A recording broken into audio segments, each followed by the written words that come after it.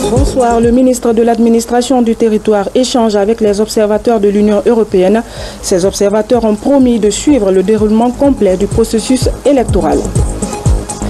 L'initiative présidentielle Un étudiant, une tablette en phase d'exécution. L'accord de livraison des tablettes Sensei vient d'être signé par les partenaires commerciaux à Paris. Un crocodile dans la cité, il a été retrouvé dans un fossé dans la commune de Dixino, quartier Komandanya.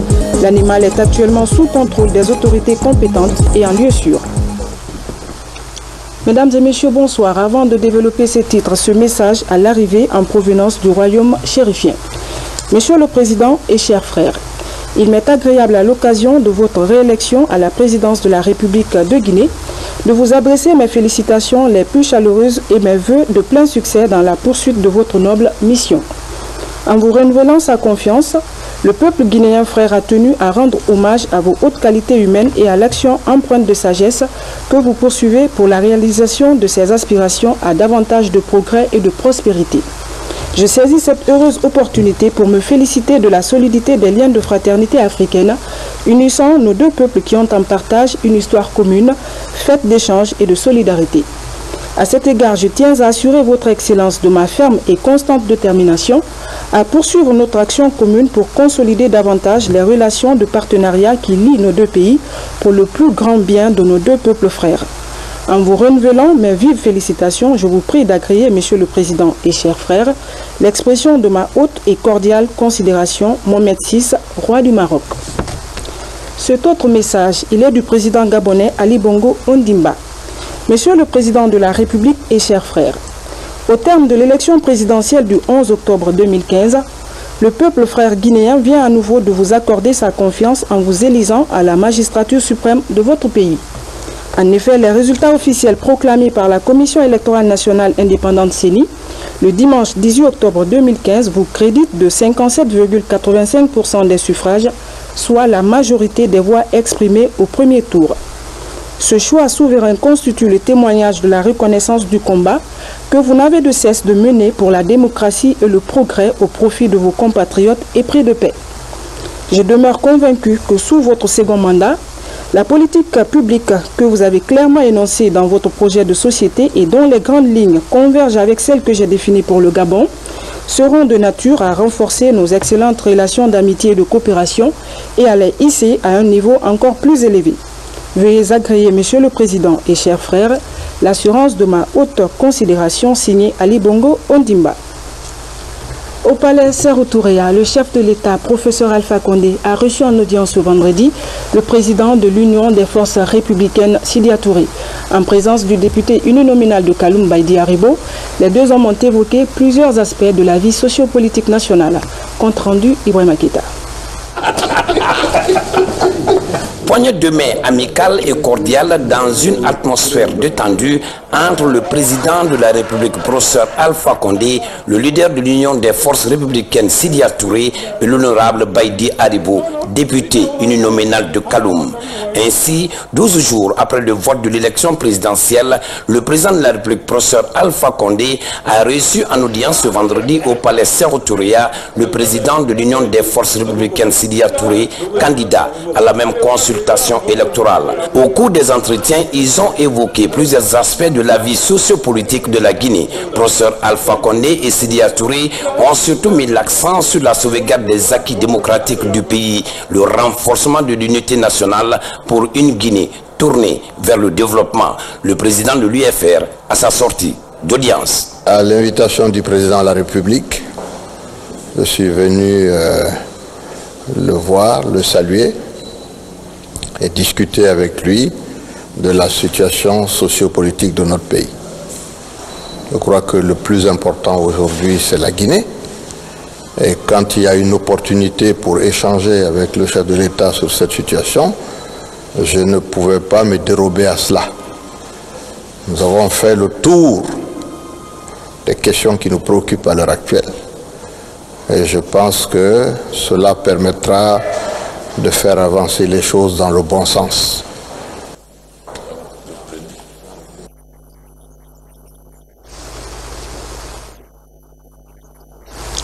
Et puis ce message départ adressé à son Excellence M. François Hollande, président de la République française.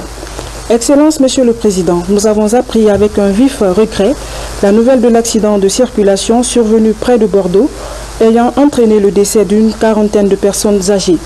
En cette douloureuse circonstance, je tiens à vous adresser les sincères condoléances du peuple de Guinée, de son gouvernement ainsi que les miennes propres. Je vous prie également de transmettre au peuple ami français et singulièrement aux familles éplorées notre profonde compassion. Veuillez agréer, Excellence, Monsieur le Président et chers frères, l'assurance de ma haute considération, professeur Alpha Condé. La mission d'observation de l'Union européenne va rester à Conakry jusqu'à la proclamation des résultats définitifs de la présidentielle. C'est ce qui ressort de la rencontre ce vendredi entre une délégation de cette mission et le ministre de l'administration du territoire. Ces observateurs promettent de suivre le déroulement complet du processus électoral. Le point avec Mohamed Lamine Camara. En cette phase de dépôt des contestations des résultats par les candidats de la présidentielle du 11 octobre, les acteurs du processus se concertent. Ici, au ministère de l'administration du territoire et de la décentralisation, la mission d'observation de l'Union européenne s'entretient avec le chef du département. La délégation veut s'enquérir de la procédure de transmission des procès-verbaux et autres documents électoraux conformément à la loi. Nous avons fait le bilan logistique, surtout parce que politique on ne peut pas encore, étant donné qu'il n'y a pas de résultat définitif de l'élection présidentielle qui s'est tenue le 11 octobre. Monsieur le ministre a eu des paroles très amènes à l'égard de la mission d'observation de l'Union européenne, qui, je crois, a pu faire un travail absolument libre et complet, grâce notamment au concours des autorités guinéennes qui nous ont accueillis ici et qui, bien évidemment, a aussi formulé un grand nombre de recommandations qui permettront à l'avenir, espérons-le, d'améliorer le déroulement d'opérations électorales en Guinée. En réponse, Général Bourema Condé a mis l'occasion à profit pour féliciter la mission de l'Union européenne pour le rôle qu'elle a eu à jouer dans le déroulement du scrutin.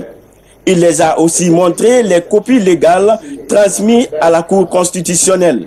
Ils nous ont demandé, est-ce que vous avez déjà transmis à la Cour constitutionnelle les procès-verbaux? Parce que pour ceux qui ne le savent pas, quand le vote est fait, une copie des procès-verbaux est adressée, c'est la loi qui le dit, à mon département, au ministère de l'administration du territoire et de la décentralisation. Eh bien, c'est pour que nous fassions l'enregistrement, mais ces dossiers reviennent à la Cour constitutionnelle, mais qui nous les demande par voie officielle. Donc nous avons reçu la lettre officielle du président de la Cour constitutionnelle et tout de suite, dans la même journée, le colisage des procès-verbaux a été fait par mon département et transmis à la Cour constitutionnelle. À l'issue de la rencontre, la mission d'observation de l'Union européenne promet de rester en Guinée jusqu'à la fin du processus, selon la convention d'observation qui a été signée. Scrutin du 11 octobre. Amnesty International publie le rapport de l'enquête qu'elle a menée avant, pendant et après la présidentielle. C'était au cours d'un point de presse animé ici même à Conakry. Le directeur général adjoint d'Amnesty a reconnu les efforts des autorités guinéennes pour avoir réglementé l'usage de la force et la responsabilité partagée dans les violences. Commentaire Marie-Angélique Bangoura. Après 2 semaines de mission en Guinée, Amnesty International déplore les survenus avant l'élection présidentielle en Guinée. Au cours de son communiqué à la Maison de la Presse, la délégation donne des chiffres sur les victimes de l'événement. Cette institution internationale suit de près les manifestations en Guinée. Son but est de préserver les droits de l'homme et de faire régner la justice à travers les autorités du pays. Amnesty International pointe du doigt les forces de l'ordre, l'autorité, l'opposition, la jeunesse, entre autres. Ils sont appelés à œuvrer pour que le calme règne dans la cité. Rencontre du ministre de l'administration du territoire avec les délégations spéciales. Nouvelle version. Il était question de prendre contact avec les nouveaux promus, leur faire connaître le code des collectivités locales, mais aussi donner des directives pour le développement de leur localité. Reportage Moussa Bangoura. La nouvelle équipe des délégations spéciales des communes de la capitale, invitée par le ministre de l'administration du territoire et de la décentralisation au gouvernorat de Conakry. Général Bourema Condé, en présence du président du conseil de ville, prend contact avec ses représentants des collectivités pour échanger sur le code des collectivités locales, mais également donner des orientations de développement. J'ai cru bon de venir les rencontrer, de leur mettre les pieds à l'étrier, afin qu'ils prennent en compte les tenants et les aboutissants de la mission qui les attend sur le terrain. Un élu local, c'est quelqu'un qui est là pour défendre les intérêts de sa collectivité. Mais c'est sur une base consensuelle qu'elles sont mises en place. La question ne saurait être résolue définitivement que par voie électorale. En attendant, nous sommes venus donner le b.a.-ba du rôle d'un membre d'une délégation spéciale par rapport à la conduite des destinées de sa collectivité. À l'issue de la rencontre, les membres de la délégation spéciale s'engagent à travailler dans la fraternité pour le bien des populations. Nous, nouveaux des communes, il y a beaucoup d'aspects que nous ne maîtrisons forcément pas. Et c'est une école, on se met à l'école, on apprend et on essaie d'appliquer avec tact, avec doigté, avec notre savoir-faire, avec nos collègues. Nous tous, nos amis ensemble, nous essayons de faire le mieux possible. Et c'est à cela qu'il nous a invités et nous le ferons. Des préoccupations portant sur le service public de base comme la sécurité et l'assainissement ont été largement évoquées. Pour renforcer l'harmonie entre les délégués communaux, une commission sociale est créée au gouvernorat de Conakry. Cette commission est chargée de promouvoir la cohabitation pacifique dans les quartiers. Elle est composée des membres des délégations spéciales et des cadres du gouvernorat. L'Organisation des Nations Unies fête son 70e anniversaire sous le thème « Une ONU forte pour un monde meilleur ». L'occasion mise à profit par le ministre de la Coopération internationale pour saluer les bonnes relations qui lient notre pays à cette organisation internationale. La coordinatrice du système des Nations Unies en Guinée a quant à elle mis l'accent sur le message de paix et de sécurité. Les déclarations sont commentées par Ramatoulaye Touré. Cette année, la Journée des Nations Unies est célébrée sous le thème « Une ONU forte pour un monde meilleur ». Cette journée est un moment important et historique dans les relations entre l'Organisation des Nations Unies et les 193 États dont la Guinée. La célébration de cet anniversaire offre occasion au gouvernement d'exprimer sa profonde reconnaissance au système des Nations Unies et à tous les acteurs de la communauté internationale pour leur mobilisation à nos côtés dans la lutte contre la fièvre hémorragique à virus Ebola. Une occasion pour la coordinatrice résidente des Nations Unies en Guinée de rappeler les réalisations initiées en faveur de la promotion de la paix, le développement durable et des droits de l'homme. Sarafedine Wakana salue le calme et la sécurité qui ont accompagné l'élection présidentielle en Guinée. C'est le lieu et le moment de saluer ici la mobilisation des Guinéennes et Guinéens de tous bords pour jouir de leurs droits et accomplir leurs devoirs civiques, mais surtout le calme et la sérénité qui ont caractérisé le vote du 11 octobre. Je voudrais saisir la même occasion pour inviter la classe politique dans son ensemble à maintenir et consolider le climat de paix et de tranquillité, gage de développement. À l'occasion de ce 70e anniversaire, la coordinatrice du système des Nations Unies en Guinée a rappelé le message de paix du secrétaire général des Nations Unies. Elle a enfin rassuré les Guinéens que son institution continuera à œuvrer pour l'éradication du virus Ebola en Guinée. Doter à terme plus de 100 000 étudiants des tablettes Sensei pour un montant forfaitaire d'1 500 000 francs guinéens. C'est l'objectif de l'initiative présidentielle Un étudiant, une tablette. Les partenaires commerciaux du projet, à savoir Guico Multiservice, Jatrofa et une société française EVI, viennent de signer une convention tripartite à Paris sur la livraison du produit. À rappeler que les tablettes Sensei seront octroyées aux étudiants sur la base d'un crédit bail remboursable sur une période d'une année universitaire. Le compte rendu de nos envoyés spéciaux, Mangafodé Touré, Safiatou Kondé. Le président directeur général du groupe Guico Presse est en compagnie d'une forte délégation à Paris pour assister à la signature de la fourniture et de l'acquisition des tablettes Sensei entre Jatrofa, Guico Multiservice International et le fabricant français EVI. Il est question du dispositif de mise en œuvre du projet Un étudiant, une tablette, initié par le président de la République. D'abord, la signature entre Jatrofa et GMI pour la fourniture des tablettes. Ensuite, celle du contrat tripartite pour l'acquisition et la fourniture entre Jatrofa, le partenaire financier GMI et le fabricant EVI. La tablette Sensei est conçue en Guinée, mais fabriquée en France et livrée en Guinée. Donc elle répond à toutes les normes qualité de l'Union européenne. Nos attentes, c'est de couvrir les 25 000 tablettes en moins de 2 ans, parce que le contrat porte sur 2 ans. Et par la suite, penser aux 75 000 autres qui viendront et à la mise en place de l'unité d'assemblage en Guinée. À partir de cette signature, tout étudiant guinéen régulièrement inscrit peut avoir accès à une tablette Sensei avec 1000 ouvrages et 500 cours déjà disponibles sur la tablette. Avec plusieurs années d'expérience dans la fabrication de tablettes, le partenaire technique rassure de la qualité et promet de respecter le délai de livraison, ce qui va permettre à la fois aux étudiants de suivre des cours, mais également surfer sur Internet en Wi-Fi ou en 3G. Nous fabriquons et concevons une tablette tactile depuis près de 15 ans, et notamment du logiciel tactile, et notre but a toujours été la qualité.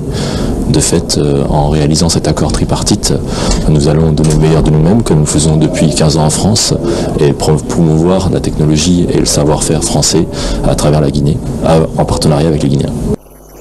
Cette rencontre de Paris entre Jatrofa et ses partenaires techniques et financiers est un signal fort de l'initiative présidentielle Un étudiant, une tablette. Il y a juste quelques semaines, le professeur Alpha Condé a procédé au lancement officiel de ce projet à Conakry. C'est donc une révolution qui s'annonce pour l'enseignement supérieur guinéen qui pourrait servir d'incubateur pour la jeunesse. L'ambassadeur de Guinée en Inde a récemment signé une convention de ligne de crédit avec la Banque indienne d'importation et d'exportation. Il s'agit à travers cette signature de la construction et de la réhabilitation des hôpitaux régionaux de Kankan et de Zérokoré. Commentaire Marthe Mourad Kamara. Depuis quelques années, l'Inde s'implique dans le processus de développement des pays africains en leur apportant une aide financière et le savoir-faire technologique pour leur permettre de mieux bénéficier de son expérience.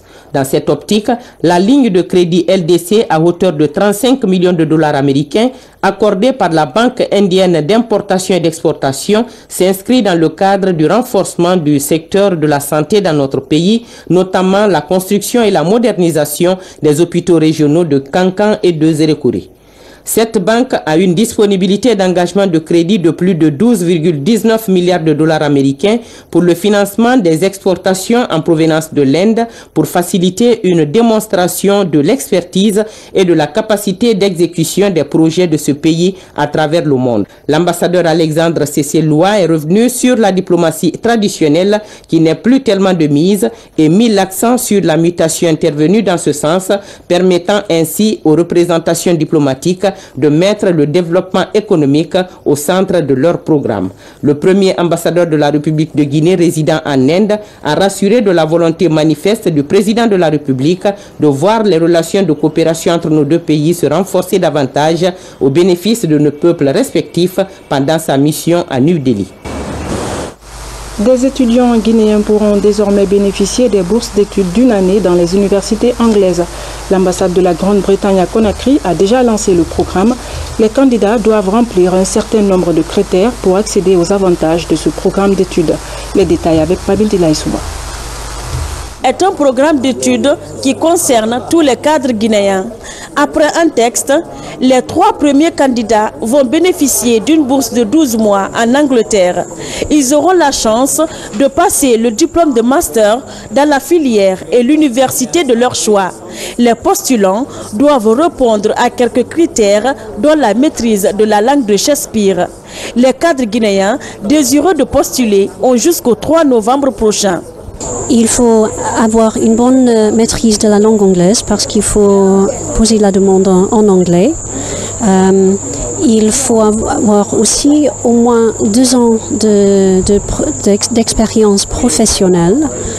Faire voir aussi l'ambition et le potentiel d'un qui va revenir en Guinée.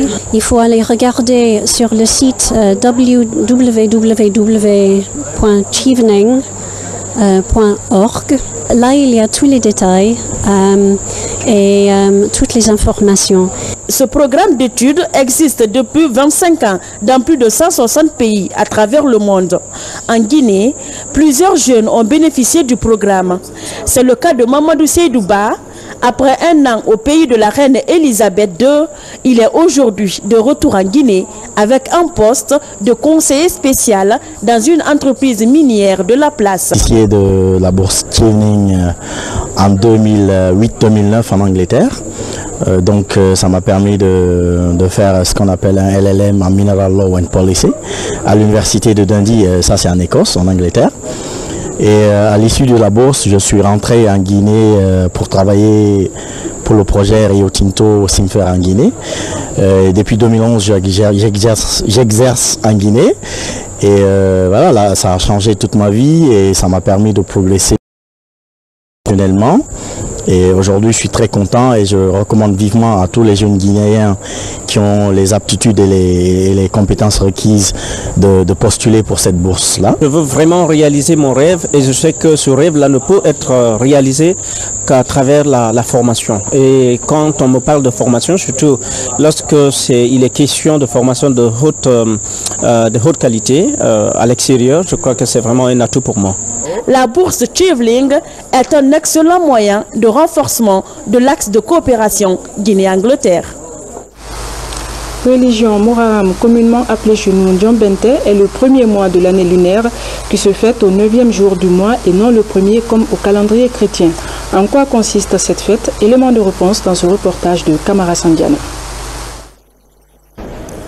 La mer a englouti Pharaon dans sa course-poursuite contre Moïse. Cette victoire de Moïse est la source d'inspiration décrétant la genèse de fêter tous les ans la délivrance de paix des Juifs. Cette confraternité religieuse en l'unicité d'Allah explique le fondement d'adhésion des musulmans à la cause. Si la différence de fait amène les Juifs à célébrer dans le champagne, par contre les musulmans ont préféré se consacrer pour ce devoir de mémoire à la prière de recueillement et le jeûne. Une manière rationnelle de congratuler Allah dans toute sa grandeur. C'est une fête traditionnelle recommandée par le prophète sallallahu alayhi wa sallam. Et nous, on limite le prophète. C'est pourquoi on dit c'est purement surrogatoire, c'est facultatif, c'est pas obligatoire. Le dernier jour de l'année lunaire en cours et le début de la nouvelle année appelée chez nous Ndiombente est un moment de recueillement spirituel pour le musulman et non une fête dans sa plénitude comme la Tabaski et le Ramadan. Le prophète Mohammed sallallahu alayhi wa sallam a dit, si vous faites ça pour remercier Allah, nous les musulmans qui doivent remercier Allah parce que Moussa est de nous, il n'est pas de vous. Moussa est un musulman et nous devons gêner ce jour pour remercier Allah. Après cette année, il a dit aux gens, si vous voulez répéter cette gêne chaque année, gênez le 9e jour plus que le 10e jour, ou bien le 10e jour et 11e jour, pour qu'il y aura une différence entre les musulmans et les non-musulmans. C'est un mois que Dieu a respecté avant que l'islam soit là. Il a interdit toutes les guerres dans ce mois-là Il dit c'est le mois saint, il faut respecter, il ne faut pas tuer, il ne faut pas faire le plaisir, il ne faut même pas insulter, il faut respecter ce mois-là. John Benté, c'est aussi des retrouvailles de défoulement et d'agissement pour les enfants qui accueillent la nouvelle année lunaire avec le porte-à-porte Yuli Yoli. Ce fait divers pour refermer cette édition, un crocodile vient d'être retrouvé dans un fossé dans la commune de Dixine au quartier Komandanya. L'animal est actuellement sous contrôle des autorités compétentes et en lieu sûr. Ce carnivore est d'une dangerosité reconnue. En attendant, plus de peur que de mal. Reportage Ousmane Kamara, Mohamed Alpha Baldé. Il serait jeune mais potentiellement dangereux. Loin de son milieu naturel, ce crocodile, probablement perdu, se retrouve dans des caniveaux à Komandaya, dans le quartier de la Minière, l'un des plus animés de Conakry. La scène est inhabituelle, des citoyens curieux se massent en nombre pour observer l'invité surprise. Ça fait vraiment une semaine de cela que nous avons constaté la présence de caïmans. Je crois que c'est 2 ou 3 caïmans selon les gens. Quand nous avons reçu l'information de la présence vraiment de ces caïmans, je me suis fait le devoir de venir constater le fait. Après 3 jours, moi personnellement je l'ai vu et on a réussi à vraiment le photographier. C'est ainsi qu'aujourd'hui j'ai décidé de faire appel aux autorités compétentes. Alertés, les autorités sécurisent les lieux, puis des conservateurs de la nature procèdent du crocodile. On a mis tout le corps ensemble, plus l'appui des sapeurs-pompiers, de la police anti-gang et de la gendarmerie pour que l'animal ne puisse pas mourir, afin que l'on puisse maintenant amener ce soir dans la cour de la Direction nationale des eaux et forêts. Ça devient des dangers. Ce que nous demandons, c'est de cesser de capturer des petits des animaux, quelle que soit l'espèce animale. Les végétaux, ça c'est autre chose. Mais la détention des petits des animaux, c'est purement condamné par d'abord la loi guinéenne et la loi internationale. Si nous prenons des conventions comme la CITES, qui a strictement interdit la capture des espèces qui sont dans l'annexe 1. L'annexe, ça c'est le degré, selon les degrés de menace sur les espèces.